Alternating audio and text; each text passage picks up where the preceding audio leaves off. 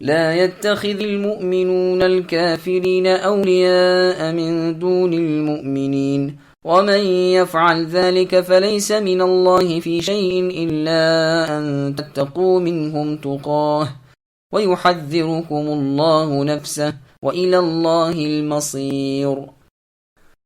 ایمانداروں کو چاہیے کہ ایمان والوں کو چھوڑ کر کافروں کو اپنا دوست نہ بنائے، اور جو ایسا کرے گا وہ اللہ تعالیٰ کی کسی حمایت میں نہیں مگر یہ کہ ان کے شر سے کسی طرح بچ جانا ہو، اور اللہ تعالیٰ تمہیں خود اپنی ذات سے ڈرا رہے ہیں اور اللہ ہی کی طرف لوٹ جانا ہے۔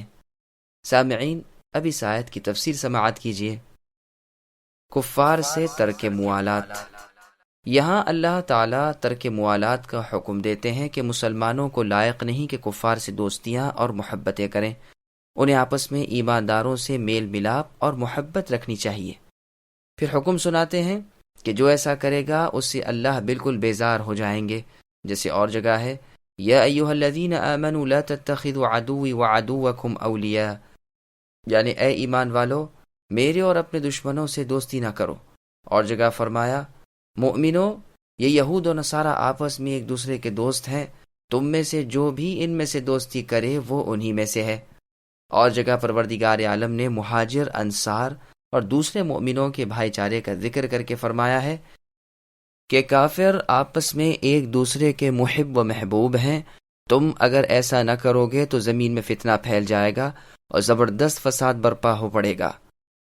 پر ان لوگوں کو رخصت دی جو کسی شہر میں کسی وقت ان کی بدی اور ان کی برائی سے ڈر کر دفع الوقتی کے طور پر بظاہر کچھ میل ملاپ ظاہر کر دیں، لیکن دل میں ان کی طرف رغبت اور ان سے حقیقی محبت نہ ہو، جیسے صحیح بخاری شریف میں ابو الدرداء رضی اللہ عنہ سے مروی ہے کہ ہم بعض قوموں سے کشادہ پیشانی سے ملتے ہیں لیکن ہمارے دل ان پر لعنت بھیجتے رہتے ہیں۔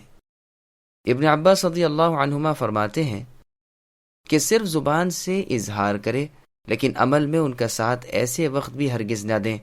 یہی بات اور مفسرین سے بھی مروی ہے، اور اسی کی تائید اللہ تعالیٰ کا یہ فرمان بھی کرتا ہے من کفر باللہ من بعد ایمانہ الا من اکرہ وقلبہ مطمئن بالایمان، یعنی جو شخص اپنے ایمان کے بعد اللہ تعالیٰ سے کفر کرے سوائے ان مسلمانوں کے جن پر زبردستی کی جائے مگر دل اس کا ایمان کے ساتھ مطمئن ہو۔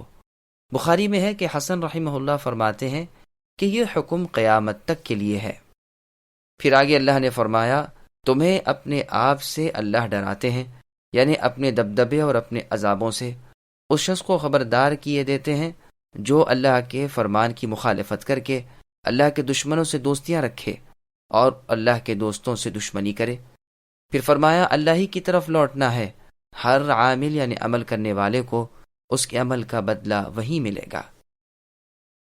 قل إن تخفوا ما في صدوركم أو تبدوه يعلمه الله ويعلم ما في السماوات وما في الأرض والله على كل شيء قدير يوم تجد كل نفس ما عملت من خير محضرا وما عملت من سوء تود لو أن بينها وبينه أمدا بعيدا وَيُحَذِّرُكُمُ اللَّهُ نَفْسَهُ وَاللَّهُ رَءُوفٌ بِالْعِبَادِ۔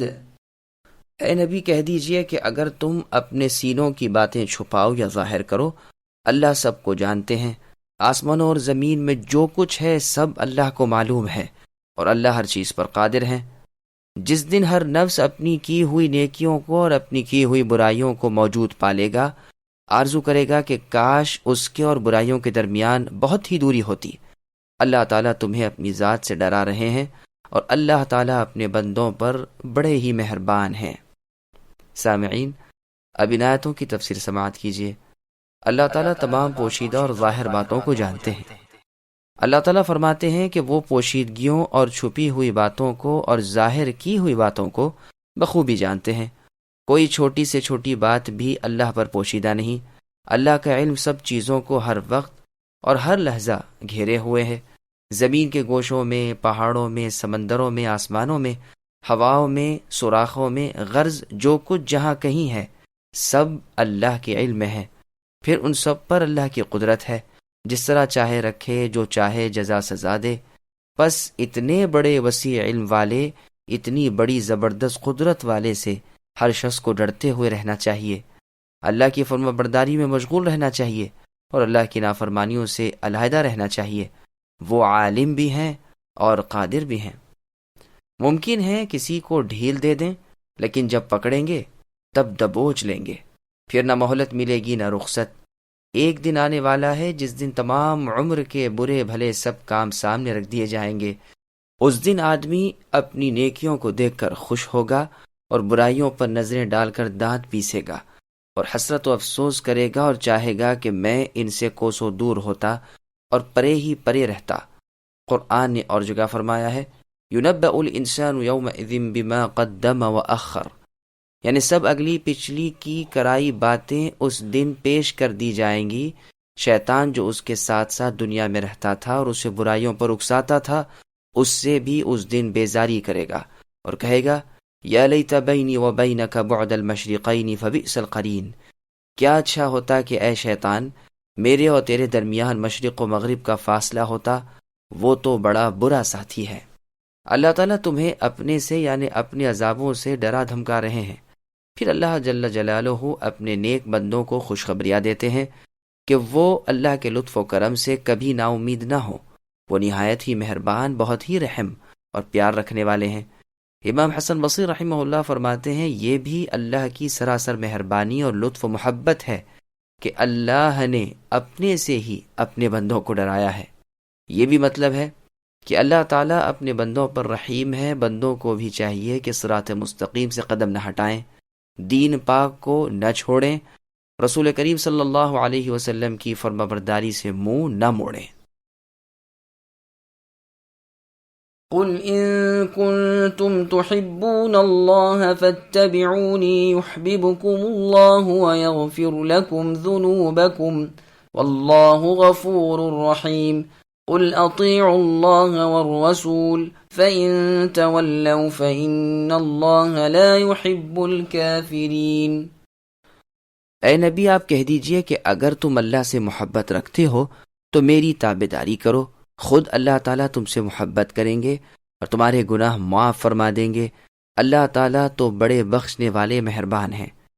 اے نبی کہہ دیجئے کہ اللہ کی اور رسول صلی اللہ علیہ وسلم کی اطاعت کرو، اگر یہ منہ پھیر لیں تو بے شک اللہ کافروں کو دوست نہیں رکھتے۔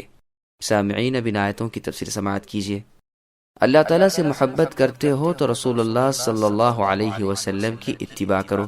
اس آیت نے فیصلہ کر دیا کہ جو شخص اللہ کی محبت کا دعویٰ کرے اور اس کے اعمال، افعال، عقائد مطابق فرمان نبوی نہ ہو، طریقہ محمدیہ صلی اللہ علیہ وسلم پر وہ کاربند نہ ہو، تو وہ اپنے اس دعوے میں جھوٹا ہے۔ صحیح بخاری کی اور مسلم کی حدیث میں ہے کہ رسول اللہ صلی اللہ علیہ وسلم فرماتے ہیں جو شخص کوئی ایسا عمل کرے جس پر ہمارا حکم نہ ہو وہ مردود ہے۔ اسی لیے یہاں بھی ارشاد ہوتا ہے کہ اگر تم اللہ سے محبت رکھنے کے دعوے میں سچے ہو تو میری سنتوں پر عمل کرو، اس وقت تمہاری چاہت سے زیادہ اللہ تعالیٰ تمہیں دیں گے، یعنی وہ خود تمہارے چاہنے والے بن جائیں گے۔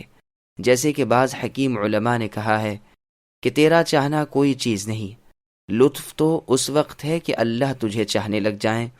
غرض اللہ کی محبت کی نشانی یہی ہے کہ ہر کام میں اتباع سنت مد نظر ہو۔ پھر آگے اللہ فرماتے ہیں کہ حدیث پر چلنے کی وجہ سے اللہ تعالیٰ تمہارے تمام تر گناہوں کو بھی معاف فرما دیں گے۔ پھر ہر عام و خاص کو حکم ملتا ہے کہ سب اللہ تعالیٰ اور رسول کی بات مانتے رہیں۔ جو اس سے لوٹ جائیں یعنی اللہ اور رسول کی اطاعت سے ہٹ جائیں تو وہ کافر ہیں اور اللہ ان سے محبت نہیں رکھتے۔ اس سے صاف واضح ہو گیا کہ رسول اللہ صلی اللہ علیہ وسلم کے طریقے کی مخالفت کفر ہے۔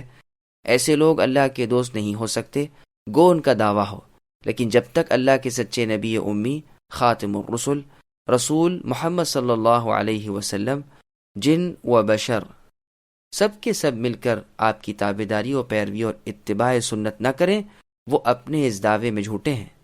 رسول اللہ صلی اللہ علیہ وسلم تو وہ ہیں کہ اگر آج انبیاء اور رسول بلکہ بہترین اور اولو العزم پیغمبر بھی زندہ ہوتے تو انہیں بھی آپ کی مانے بغیر اور آپ کی شریعت پر کاربند ہوئے بغیر چارہ ہی نہ تھا۔ اس کا بیان بسط اور تفصیل کے ساتھ آیت وَإِذْ أَخَذَ اللَّهُ مِيثَاقَ النَّبِيِّينَ کی تفسیر میں آئے گا انشاء اللہ تعالی۔